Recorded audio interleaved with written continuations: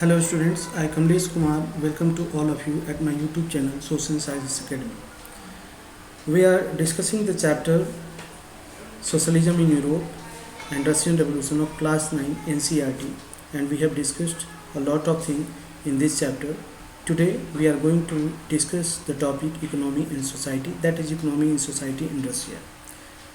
So let us see, at the beginning of the 20th century, the vast majority of Russia's people were agriculturists. Means the Russian society was dominated by agriculturists or peasants. Means the peasants were the dominant or the majority population in Russia. About 80% of the Russian Empire's population earned their living from agriculture.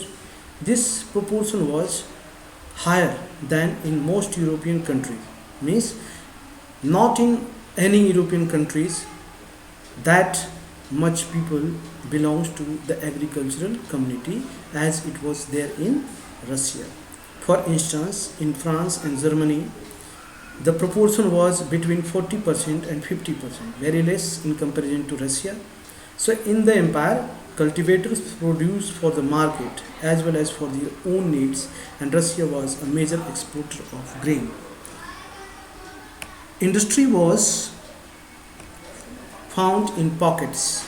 Prominent industrial areas were St. Petersburg and Moscow. Craftsmen undertook much of the production, but large factories existed alongside craft workshops. So many factories were set up in the 1890s when Russia's railway network was extended and foreign investment in industry increased. So coal production doubled and iron and steel output quadrupled. By the 1900s, in some areas, factory workers and craftsmen were almost equal in number. So what we are seeing here, that agriculturists or peasants, workers and this laborer class, those who are working in industries, uh, they are playing roles in the society. So most industry was a private property of industrialists, as we have discussed in the uh, previous topics that mm, to bring changes in European society, the people were divided into liberal, radicals, and conservatives. And those people, those who were liberals, radicals, and conservatives, were also the industry owners. So government supervised large factories to ensure minimum wages and limited hours of work. But factory inspectors could not prevent rules being broken. In craft units and small workshops, the working day was sometimes 15 hours and compared with 10 to 12 hours in factories. Accommodation varied from rooms to dormitories.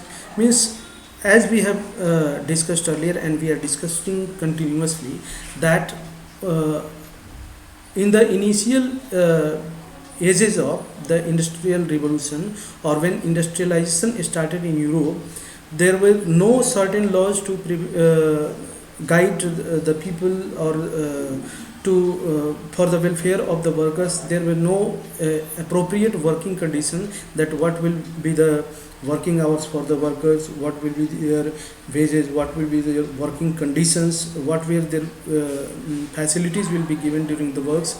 So it was not defined, and the conditions of workers were deteriorating day by day. So workers were a divided social group. Some had strong links with the villages from which they came, others had settled in cities permanently. Workers were divided by skill. A metal worker of St. Petersburg recalled metal workers considered themselves aristocrats among other workers. Means the working people itself were feeling somewhere, some people were feeling that they are aristocrat or they belong to the elite class of the workers due to their work skill. So their occupation demanded more training and skill. Women made up 31% of the factory labor force by 1914, but they were paid less than men, between half and 3 quarters of men's waist. Divisions among workers showed themselves in dress and manners too. Some workers formed associations to help members in times of unemployment or financial hardships, but such associations were few. Means there were no appropriate conditions to help workers or welfare of the workers. There were discrimination on gender basis also, that for the same work men were getting the more payment and the women were getting the less payment. So it was the matter of conflict among the workers. Now let us see next. Despite divisions, workers did unite to strike work, stop work when they disagreed with employers about dismissals or work conditions. These strikes took place frequently in textile industry during 1896 and 1897 and the metal industry during 1902.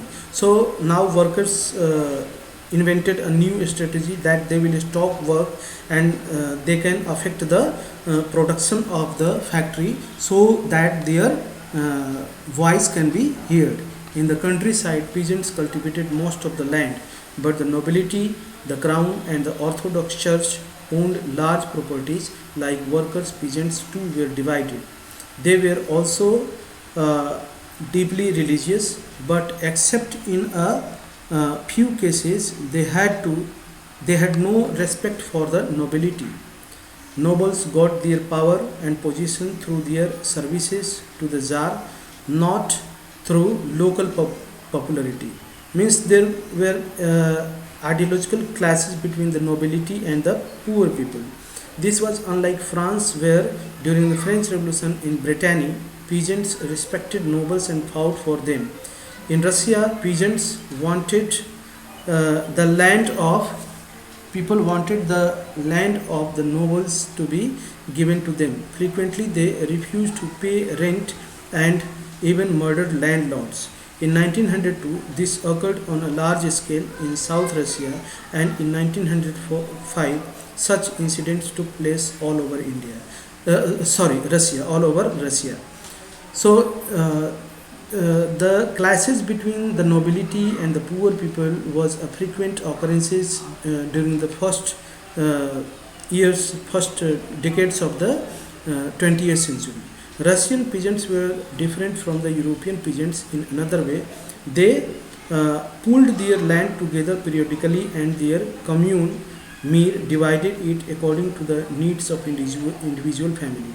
Means the people were not having private property, as we are talking the feature of socialist society, that there will be no existence of private property. So in Russia, the people tried to amalgamate the land and redistribute it according to their need. So that was the feature of the Russian society, and this is the topic. In the next video, we will discuss the topic socialism in Russia. Till then, keep watching. If you are liking my videos, please press on like button and subscribe my channel to boost my confidence to bring another videos. Thank you. Keep watching. Have a nice day.